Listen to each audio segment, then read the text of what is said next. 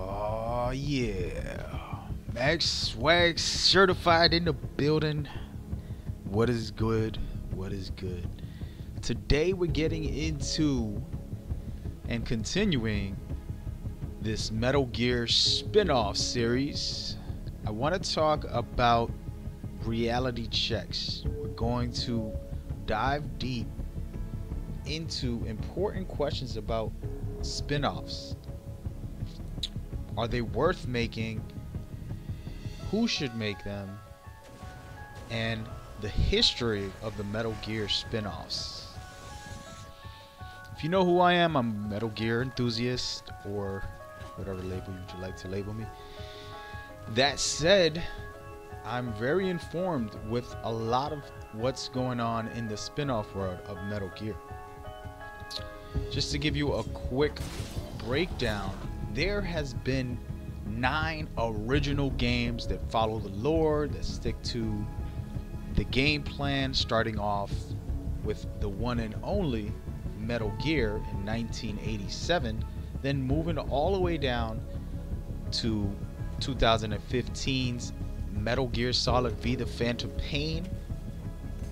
Right there you have a good wrap up of the series for the most part. Of course, there's always questions and things we want to hear, but that's not today's topic.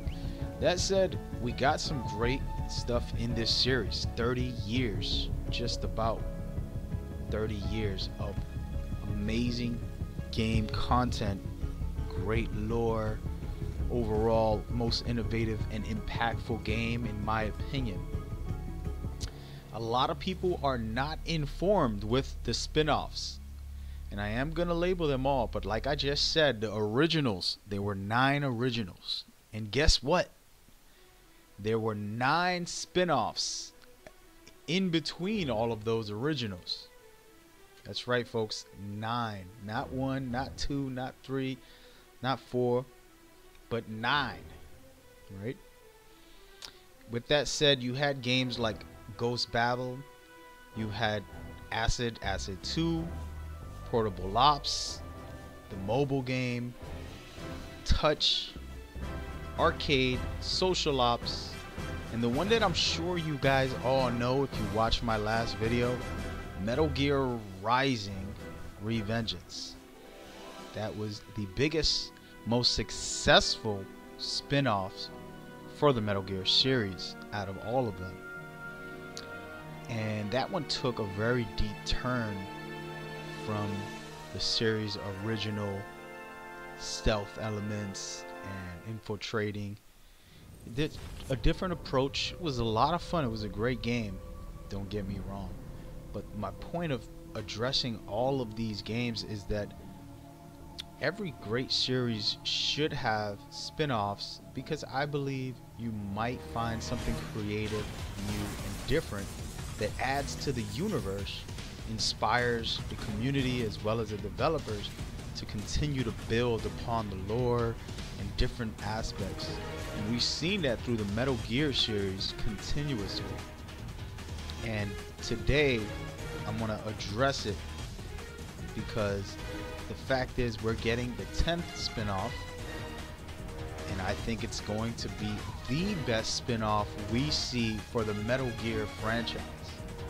While I thought Metal Gear Rising was a fun hack and slash game, it didn't really give me the Metal Gear feeling when I touched the controls. Overall, even with the story, it didn't do Metal Gear justice, in my opinion. That said, Metal Gear Survive actually really dives deep into core parts of the gameplay, even adding other games like MGS3, MGS4 mechanics into the Phantom Pain mechanics, and then adding its own survival element mechanics and giving us a brand new experience with a lot of Metal Gear elements for the gameplay, as well as cutscenes and overall arc in this game is turning out to be what might be the best spin-offs by far. If we all agree, Metal Gear Rising was the best Metal Gear spin-off out of the 9 that I just called out. But of course, that's a matter of opinion. I get it. You love one or the other. But that was the most successful financially as well as critically acclaimed. It received fair enough reception for a spin-off. I think Metal Gear Survive, if embraced properly and thoroughly played, people will really adapt and love what this brings to the Metal Gear series as a whole. So it is important for other directors, developers to take over on spin-offs. You don't want the same creator to do every spin-off, because then there will be no originality, nothing different about the spin-offs. With that said, we had Joshi Korikado. Sorry about that. So he's actually the same guy who did Metal Gear Rising.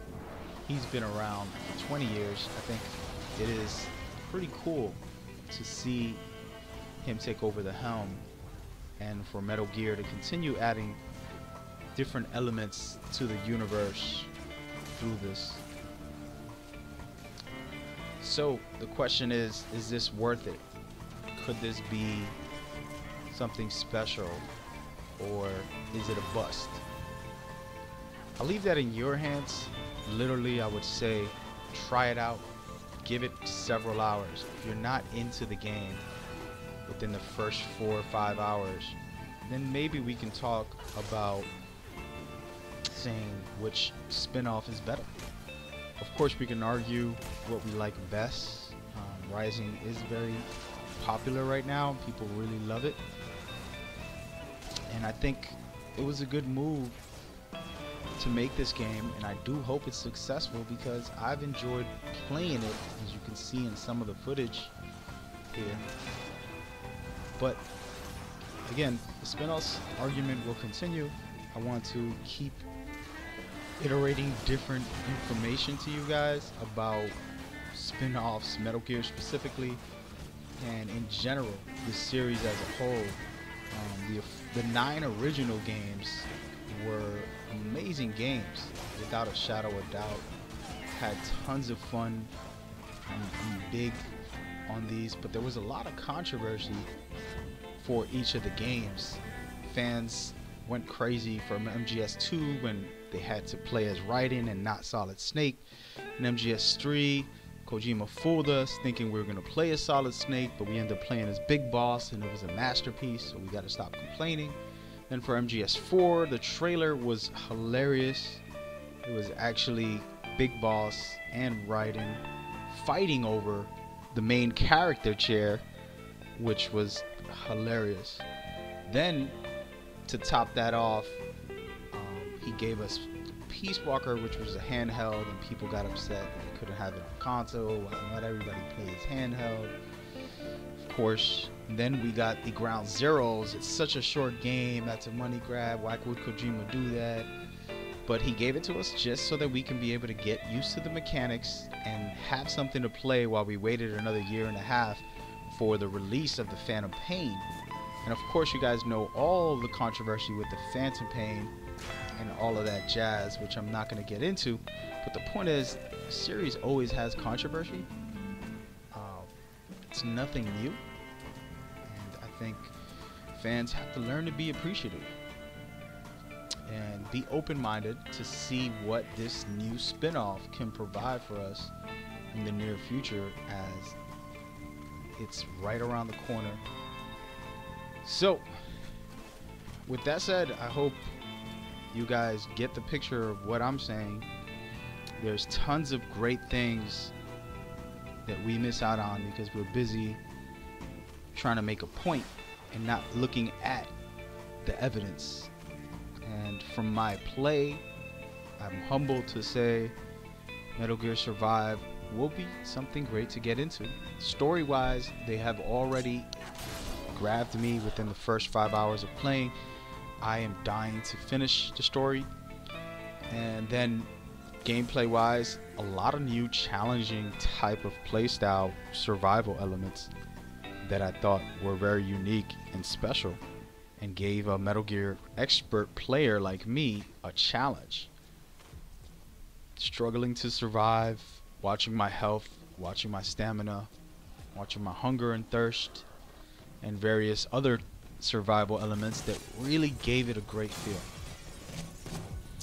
So those are some breakdowns on the spin-off and the reality check.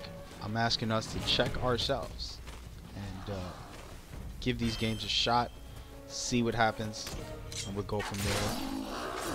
This right here was just a quick breakdown for you guys. Please leave. You know what to leave, and you know what to do, and you know where to find me. So hit me up. Let's talk about it and get into it. Tell me what you want to hear about more. Maybe some other spin-offs, maybe deeper into the Metal Gear lore of the originals, some more survive breakdowns. I got some secret footage for you guys later, but go ahead, you know what to do. Alright, thank you. This is Mad Gamer, and this right here is Mag Swag Certified.